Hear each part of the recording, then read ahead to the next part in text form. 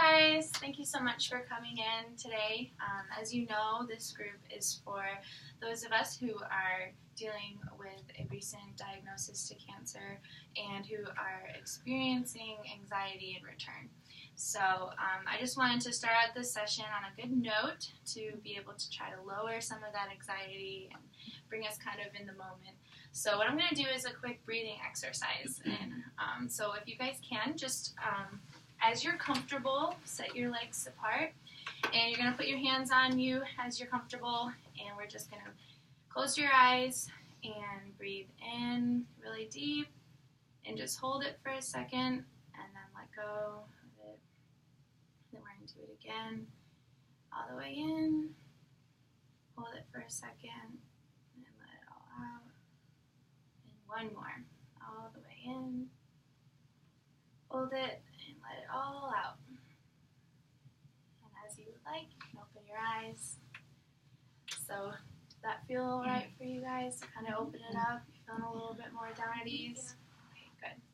I know how it can feel to be anxious, so that's something that I like to use in my daily life. Just stop and take a second for yourself. So, all right, as we begin, I know you guys are new to each other, so I want you to get to know each other, and I want to get to know you as well.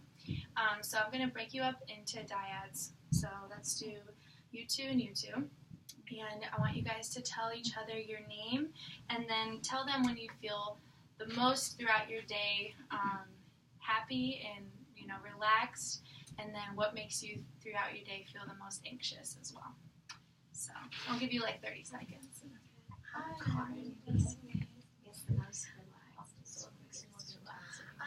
I'm Jessica, by the way.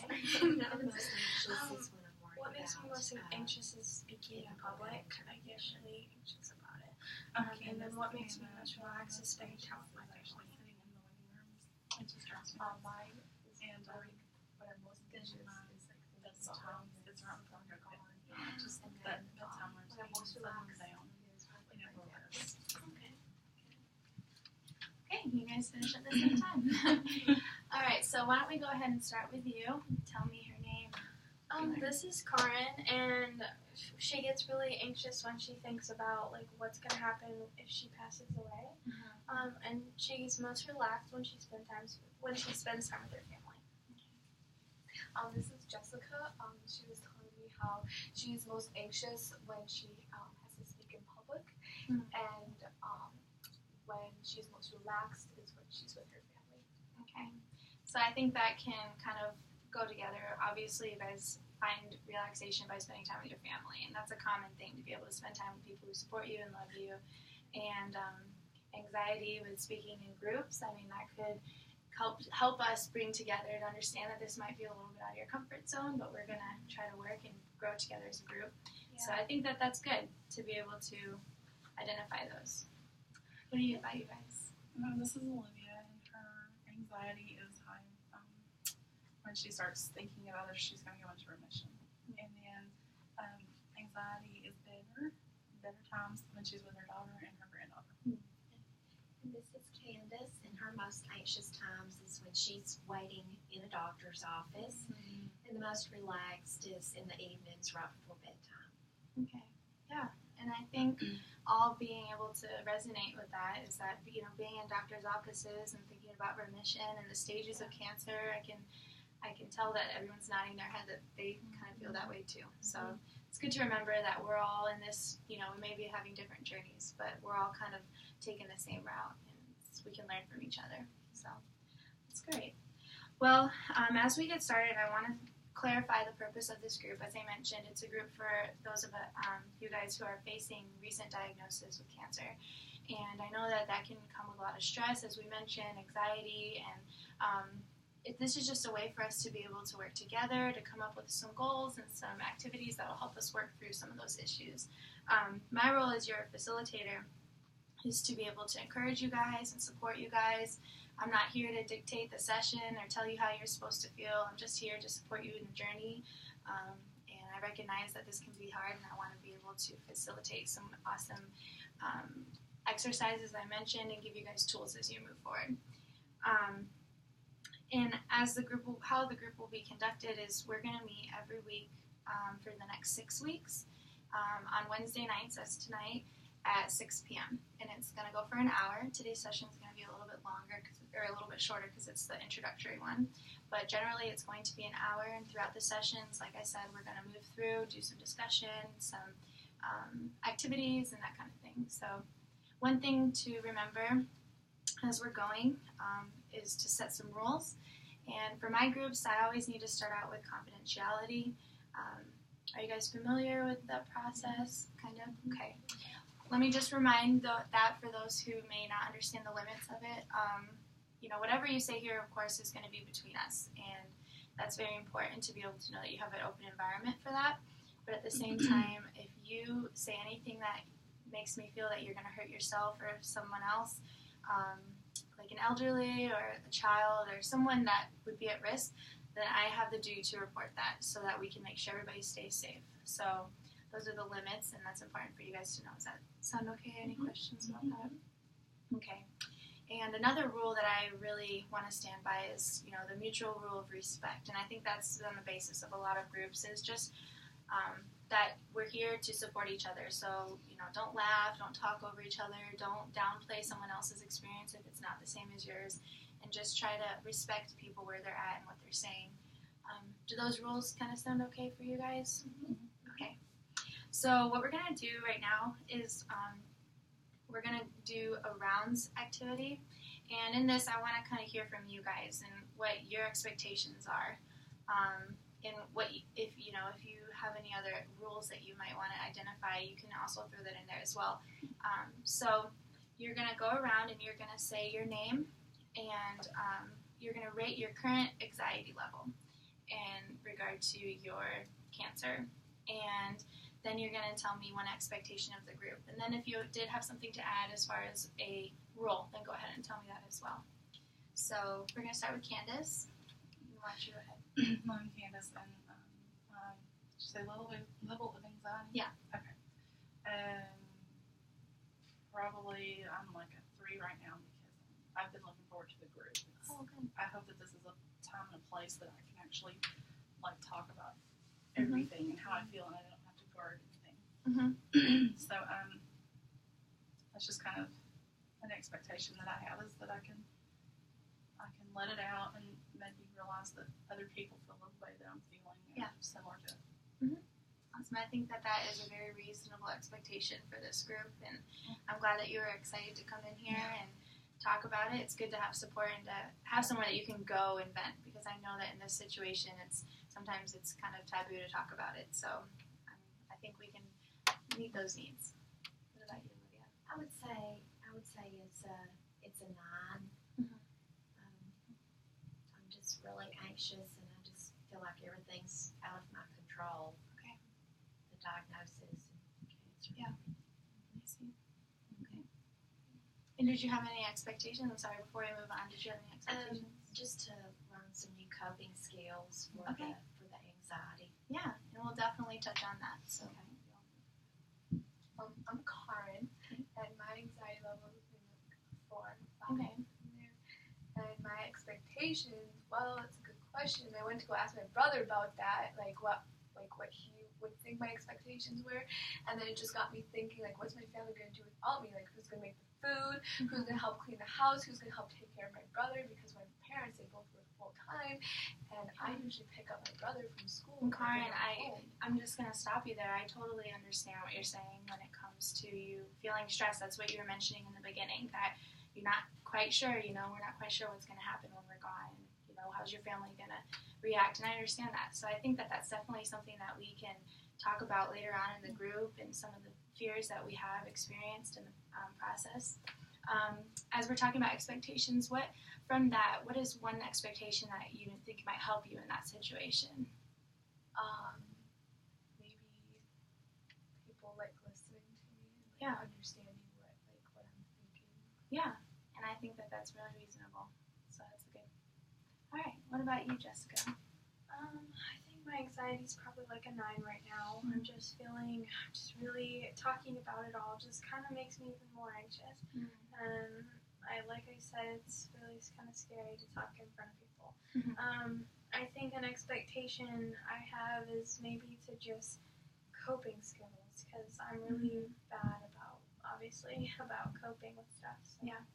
And I think that that's completely reasonable as well, to be able to come in here and meet 4 new people and expect to be comfortable. You know, it's okay. So I want to tell you that there's been an experience before that I've met people that have had a much higher level that you have as far as anxiety, and they've been able to come out of this with skills and lessons learned, and they've been able to lower that. So I'm confident that although you're experiencing some nervousness of the initial experiences with the group, that we'll be able to help grow together as a group and lower that. So thank you. Yeah, it's good.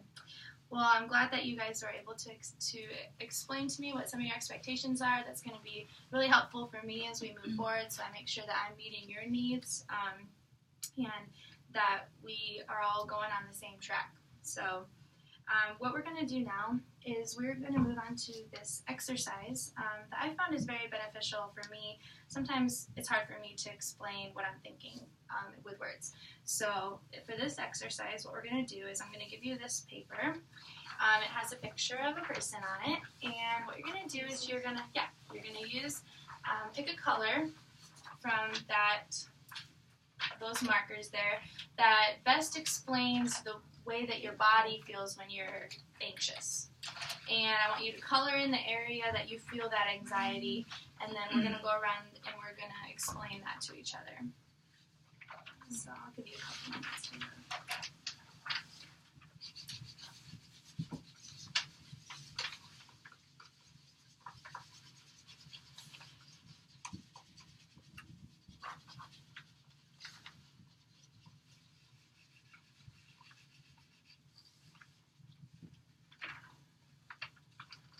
Okay.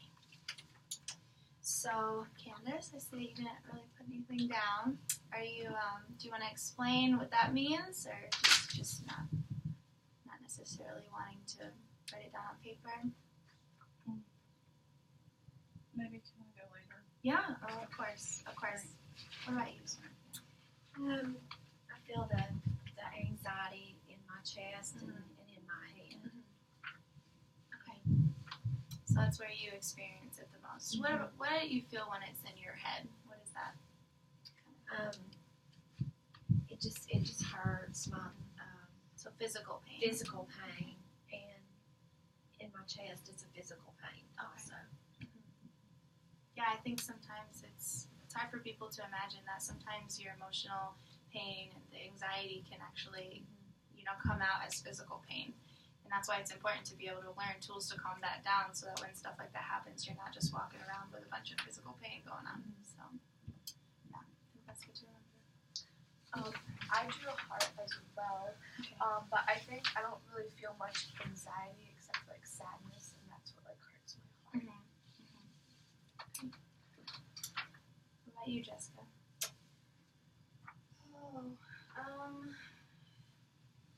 Well, I just have a lot going on in my head. And right now I'm feeling really anxious too. I guess just whenever we talk about this stuff, it's just, I have this orange because it's like fire almost, and it's like all in my head. And so I just colored in my head.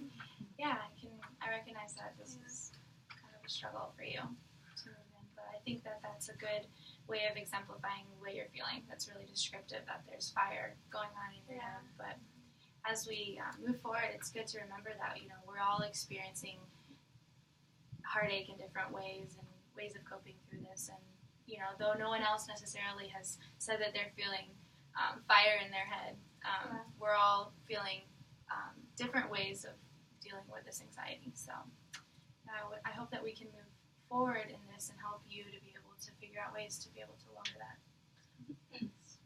Sometimes I feel like I'm all alone, and I'm the only one that feels this type of pain. Yeah, and I think that that's normal. I know that, as we were mentioning, like, going through that in the beginning, it just seems like, why me? Why does this happen? And It just seems hopeless sometimes. Yeah, and I want to resonate with what you're saying, that you feel hopeless, and remember that, although at the moment you may feel like the hope is lost and that your family is struggling and you're struggling, that there are ways to get through that, and it may not be necessarily the path that you're hoping, but you know, you can find tools to be able to make this the best time of your life. So hopefully we'll be able to work with each other and help fill each other in with different tools that we use in order to lower that feeling of loneliness as well. So, Candace, did you want to share? If not, that's totally okay. We can move forward.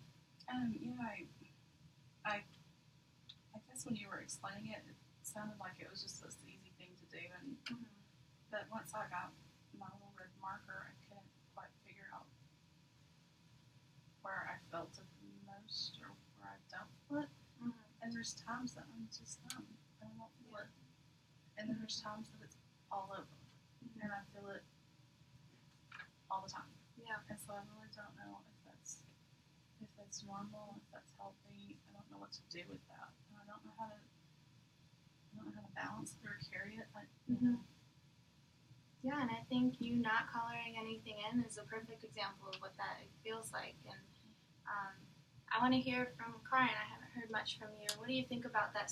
What she's explaining, that you know sometimes she feels so numb. Has that ever happened to you as well? I just try like not to think about it that much. I try to distract myself with like everything that's around me in life and spending time with my family, because I don't really want to waste all my energy like focusing on what's hurting me. Yeah. I want to focus it on like what can't hurt me. Yeah, and I think there's something to say about like spending the time that you have, being able to just make the best of it, and when you start to feel that pain, to be able to refocus the pain to something positive. You know, for her, she was saying spending time with your family, and I know that necessarily there's nothing that may be able to make all the numbness go together or go away or certain pain, but it's definitely something that you might be able to refocus and get encouraged by.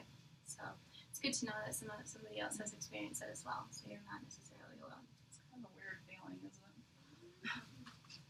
So I want to open the floor up just a little bit before we come to a close, because we are coming close to trying to end this session. Moving forward with some of the things that we've identified here and hearing from you guys, what are some expectations that you have, some goals that you want to set for us to be able to make sure we talk about over the next couple of weeks, some topics that you think might be beneficial for you while we move forward? I was actually thinking about, I don't know how to talk about it with my family, and some of my family members still don't know. I don't know if anybody else is going through that. And I just want to figure out ways that, you know, I can do that and just get through that process, because it seems like such a big task. Yeah, and I'm sensing like you're kind of mentioning that you're describing it's almost like fear. It's scary to have to tell your family, and everyone's nodding their head. That's definitely something that would be beneficial to talk through about some strategies or some ways that might be a little bit easier to have that big conversation. It's not easy, so I think that's a really good idea. I'll definitely remember that. Does anybody else have an idea? Specifically, I have a lot of ideas. It's just hard to like pick one that I think would be the most important or whatever. I don't know. Maybe I think, like you said, though, just coping skills. Like, what do you do on bad days? Yeah. So, yeah. I don't have anything, that really I think is healthy and can help, and I don't know what to do with it. So. Yeah, and I definitely know it just triggered some thoughts that I have of some exercises that would be helpful to identify some coping skills that you already may have and you just don't recognize it. So that would be definitely a good thing to bring in. And as you like you were saying, as you guys come, if you think of anything that you think might be beneficial, I'm all ears. I'm not here to have a schedule. So if we come up with something, we can definitely adjust to make sure that we're meeting your needs. Well, like I said, we're coming to a close. So I just wanted to thank you guys so much for coming in today. I hope it was beneficial. I know it's just an introductory session, but I look forward to meeting with you guys again next Wednesday at 6. And being able to open the door a little bit more with more discussion about some things that we've been dealing with, and give some tools to each other and things like that. So thank you guys for coming in. I hope you have a good night. Thank you.